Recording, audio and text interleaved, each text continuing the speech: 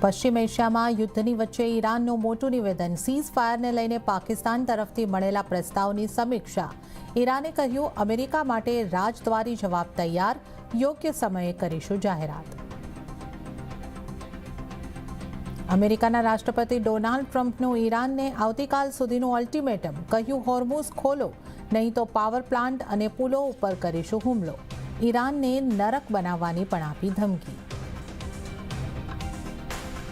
Seize fire પર Iran US વચ્ચે વાતચીત શરૂ થવાથી માર્કેટમાં આવી શાનદાર રિકવરી. સેન્સેક્સ અને નિફ્ટી 1%થી વધારેની તેજી સાથે બંધ. નિફ્ટીનું 22,950ના સ્તરને પાર ક્લોઝિંગ.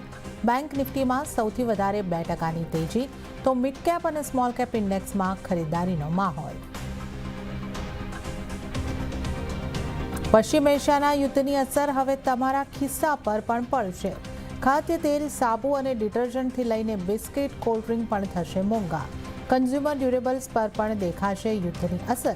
કિંમતોમાં 3થી 4%નો વધારો સંભવ. અને સીએમ ભૂપેન્દ્ર પટેલનો ખડગે પર પ્રહાર, કહ્યું, આપણે બધા ભણેલા ગણેલા છીએ, એ તો કોંગ્રેસના પ્રમુખને ખબર નથી.